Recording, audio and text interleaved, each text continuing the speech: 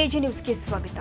ಕೊಪ್ಪಳ ಜಿಲ್ಲೆಯಲ್ಲಿ ರೈತರು ಅತಿ ಹೆಚ್ಚು ತಮ್ಮ ತೋಟದಲ್ಲಿ ವಿವಿಧ ಬೆಳೆಗಳನ್ನು ಬೆಳೀತಾ ಇದ್ದು, ತೋಟಗಾರಿಕೆ ಬೆಳೆಗಾರರಿಗೆ ಇಲ್ಲಿವರೆಗೂ ಕೊಪ್ಪಳ ಜಿಲ್ಲೆಯಲ್ಲಿ ಒಂದು ಸೂಕ್ತ ಎಪಿಎಂಸಿ ಮಾರುಕಟ್ಟೆಗಳು ಇಲ್ಲ. ಎಪಿಎಂಸಿ ಮಾರುಕಟ್ಟೆ ಇಲ್ಲದೆ ಕಾರಣ ಜಿಲ್ಲೆಯ ರೈತರು ತಮ್ಮ ತೋಟದಲ್ಲಿ ಬೆಳೆದ ಬೆಳೆಯನ್ನ ಅಕ್ಕಪಕ್ಕದ ಜಿಲ್ಲೆಗೆ ತೆರಳಿ ಕಡಿಮೆ ದರಕ್ಕೆ ದಲ್ಲಾಳಿಗಳ ವ್ಯಾಪಾರಸ್ಥರಿಗೆ ಮಾರಾಟ ಮಾಡುತ್ತಾರೆ.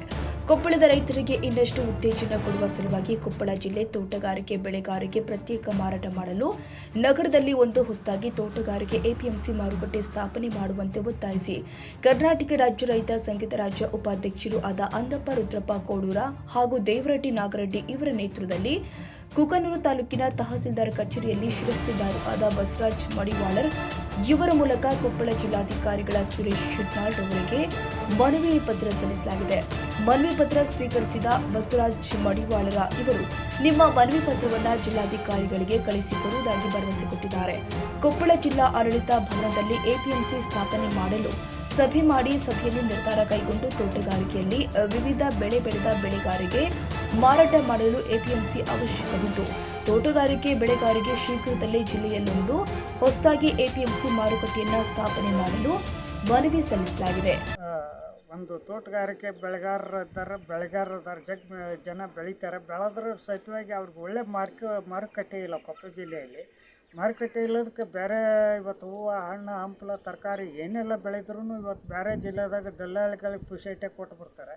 ನಮ್ಮ ಜಿಲ್ಲೆದಾಗ ಒಂದು ಮಾರುಕಟ್ಟೆ ಇಲ್ಲದಕ್ಕೆ ಭಾಳ ಸಮಸ್ಯೆ ಆಗೈತಿ.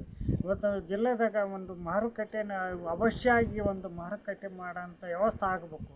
ಆ ವ್ಯವಸ್ಥೆ ಆದರೆ ಎಲ್ಲ ತೋಟಗಾರಿಕೆ ಬೆಳೆಗಾರರಿಗೆ ಅನುಕೂಲ ಆಕೈತೆ ಅಂತೇಳಿ ನಾವು ಒಂದು ಕುಕನೂರು ತಹಸೀಲ್ದಾರ್ ಮೂಲಕ ಮಾನ್ಯ ಜಿಲ್ಲಾಧಿಕಾರಿಗಳಿಗೆ ಮನವಿ ಪತ್ರ ಇವತ್ತು ಸಲ್ಲಿಸಿವಿ.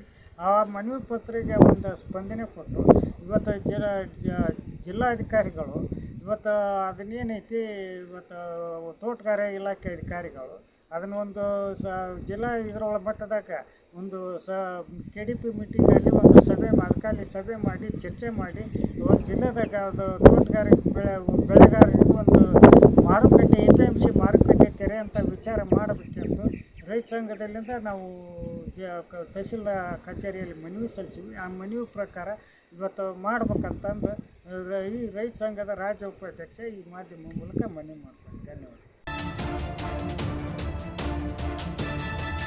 ಕನ್ನಡಿಗರ ಮೆಚ್ಚಿನ ನಿಮ್ಮ ಎಜೆ 24/7 ನ್ಯೂಸ್ ಕನ್ನಡ ವಾಹಿನಿ ಇದೀಗ ಟಿವಿಯಲ್ಲಿ ಲಭ್ಯ.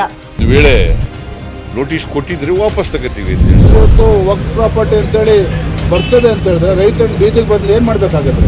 ಯಾರು ವೋಟ್ ಹಾಕಲಿಲ್ಲ ಅಂದ್ರೆ ಗ್ಯಾರಂಟಿನೆಲ್ಲ ಸ್ಟಾಪ್ ಮಾಡ್ಬಿಡ್ತೀವಿ.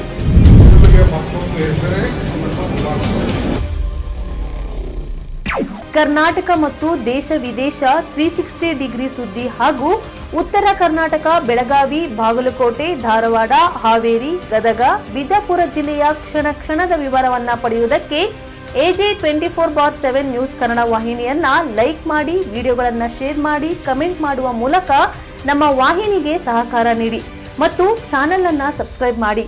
ಧನ್ಯವಾದಗಳು.